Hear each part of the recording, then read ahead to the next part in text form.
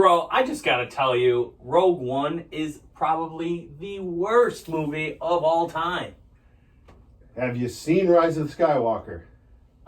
Yeah, the greatest. Wait a second. What? You gotta get going, dude. The Why? Mr. Rodriguez show is starting. Oh no!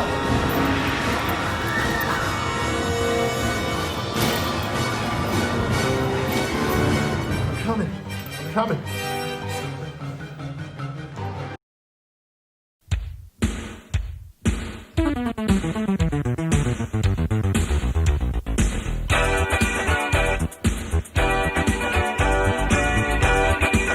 Hey, Foundational Art.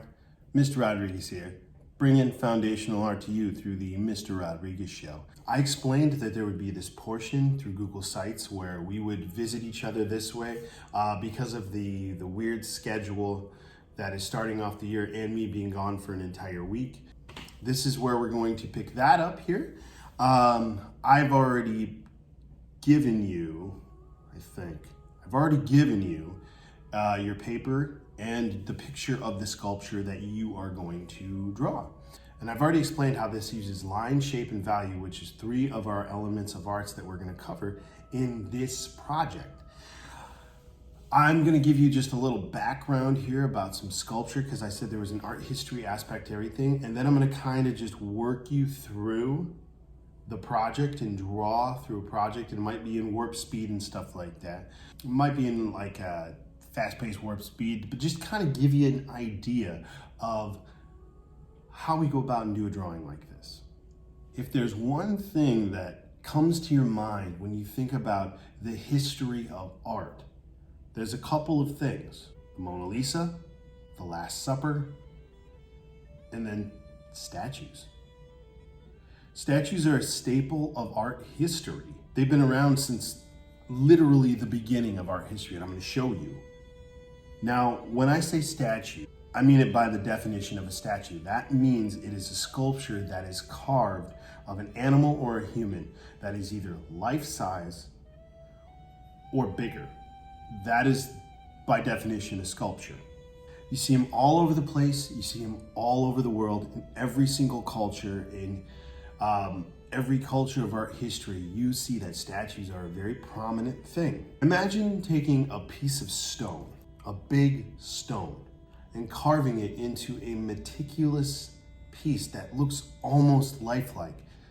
So the first place we're gonna go is we're gonna kind of go into the ancient times, and we're gonna go to ancient Egypt in Africa.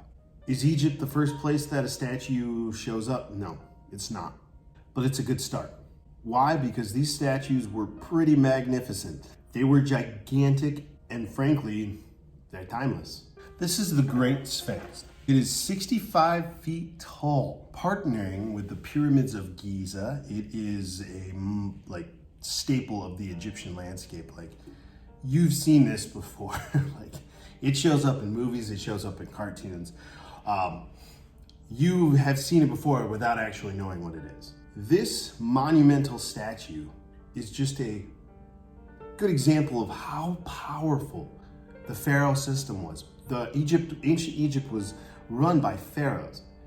And to have something this colossal, this huge, being built with such little tools back then just shows you what humans can do. The Sphinx is a lion body, and that lion body has the head of a pharaoh, which is Shefra, pronounced many different ways. Shefra is how I learned it was pronounced.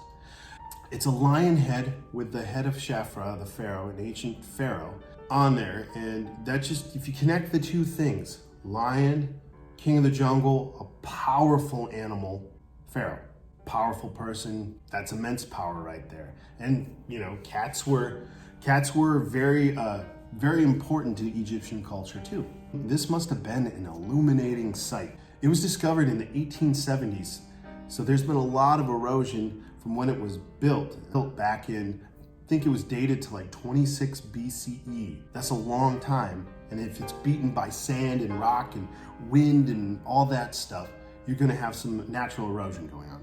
But it is still a sight to see. Some of the significant pieces in ancient Egypt include a portrait bust of Queen Nefertiti,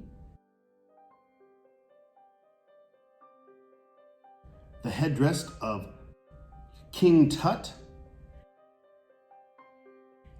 all built so precisely and intricately. Next, we move on to the Terracotta Army, which is one of my personal favorite pieces of art of all time. This is located in China. Although it dates to the 3rd century BCE, it was only discovered in 1974 by Chinese farmers. Can you imagine being a farmer and just kind of going out to inspect the land and discovering a mound with this? This is immense. There are over 8,000 carved soldiers. They're all life size, and they had to have been handcrafted. You didn't have 3D laser printers back then. So this just blows my mind. All of these statues are meant to protect the gravesite of the first emperor of unified China, which is Qu Yi Hang, which I probably butchered that. My Chinese is not that strong. But can you imagine how long this took? Like, that's crazy. To get all of those life-size soldiers. I am thinking, how many artists did this? That's 8,000. That's insane. Now, you can't talk about art history at all if you don't talk about Roman and Greek statues. These statues brought lifelike compositions to statues. I'm talking with the Egyptians, you still had slightly elongated features.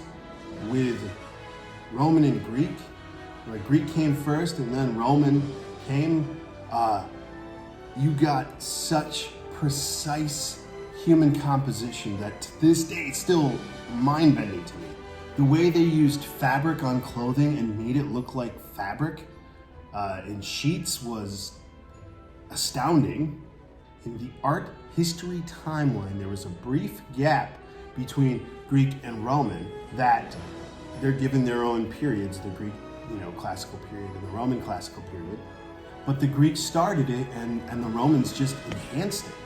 But it was the inception of what's called the contrapposto that made it all the different. Before then, you had statues that were stiff looking. They would, stand with their hands to the side, feet straight forward like this. There wasn't much movement.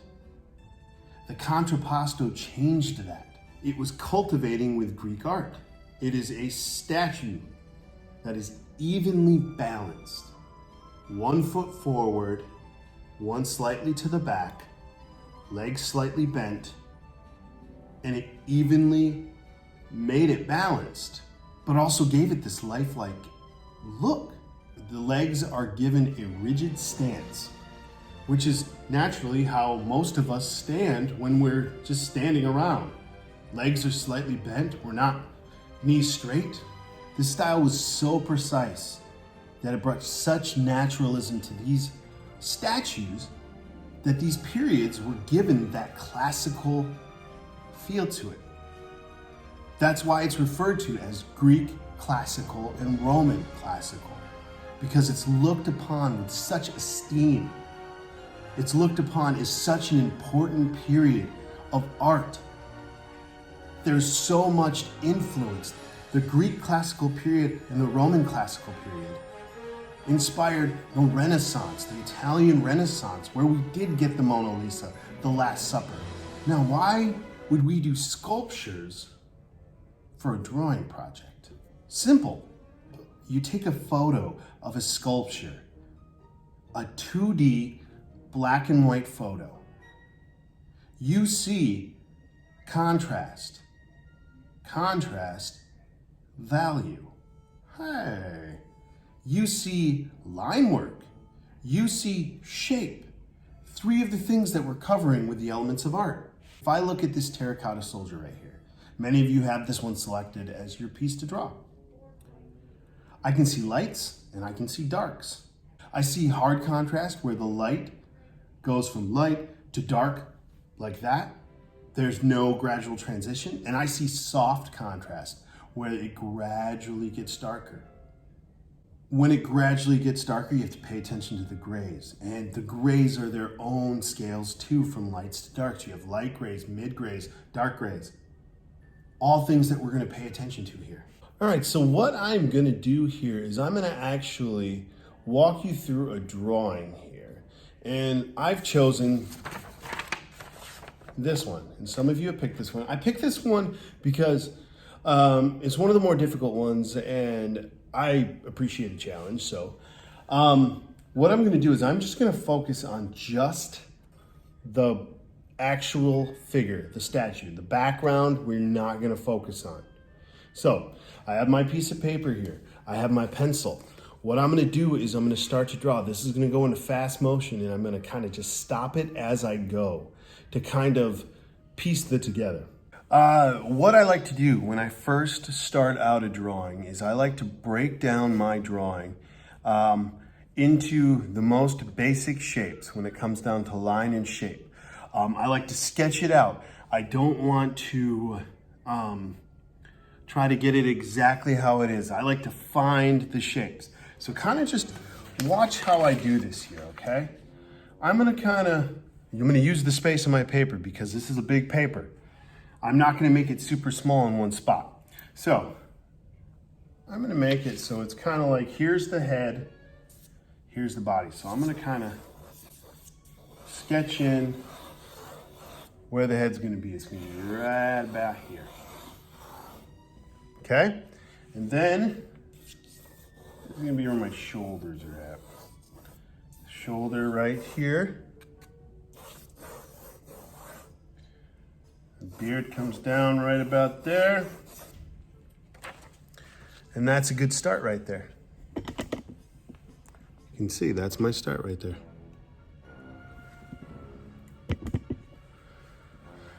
So I'm gonna put it into fast motion here, and you're gonna kind of see just how we go about and do this.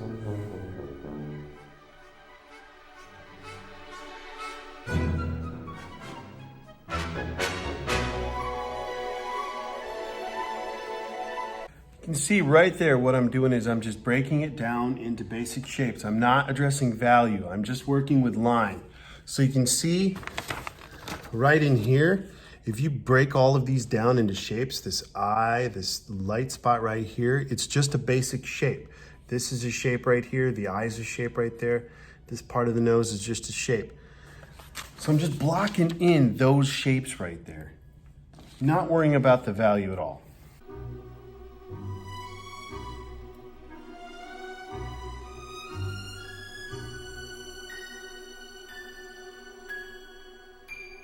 All right, so you can see how I've kind of got the line drawing put out here, okay? I just went and found the shapes. So I'm looking at this. I have what is just essentially a line drawing here. And I'm gonna actually turn this into a shaded piece now. All right, so the next step here is we are gonna actually use charcoal to start addressing the value in here. Now, charcoal's a little different because it's very, very messy. It's gonna get all over your hands. Think of chalk, but black. And think of charcoal that you use to, cook with charcoal, charcoal grill.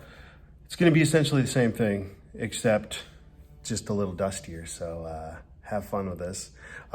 Make sure that you use it what it's intended for. It's very brittle, so it will break if you press a little too hard with it. So kind of just go slow with it. My favorite thing about charcoal though, and I'm gonna show you, is that you can erase away. This right here is a piece of vine charcoal, and this, just a little thing like that.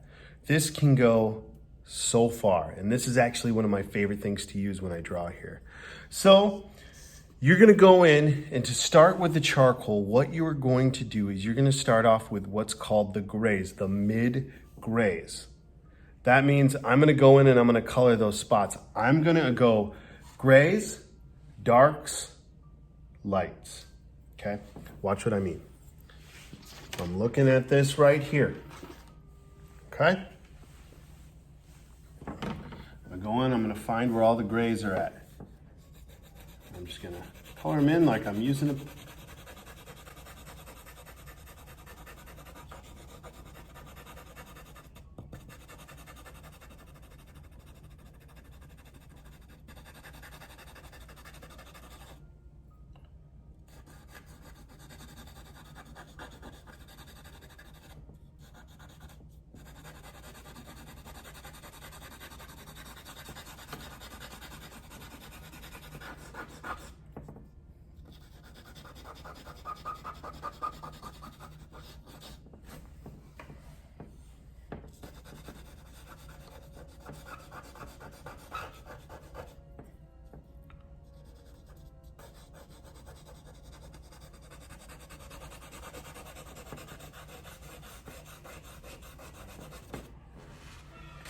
is wiping it with a paper towel. Just gonna take a little, kind of rip it, roll it into maybe like a square so I can get like a good point like this. I'm gonna take it and I'm just gonna blend up top here.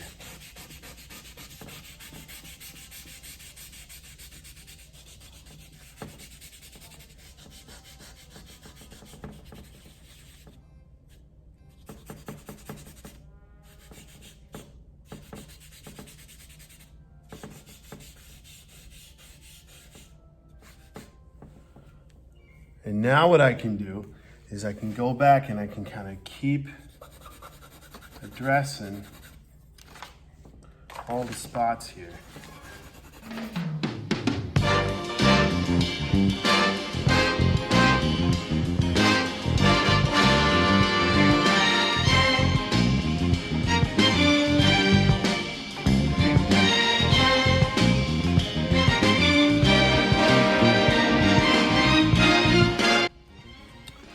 All right, now I said that, wiping with a paper towel is probably my favorite part.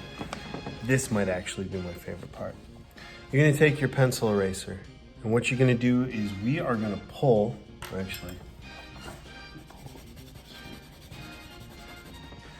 we're gonna pull some lights out using an eraser.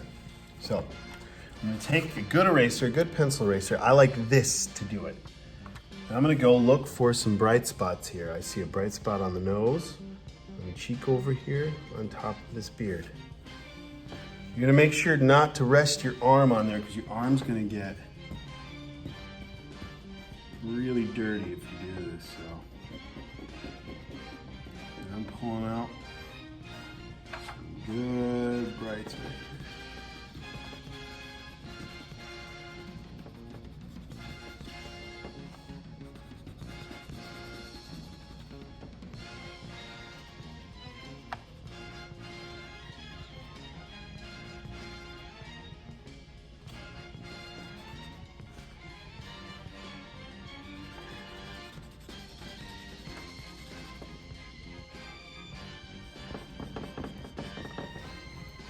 Once I pull it out, I can go in and I can add some darks again.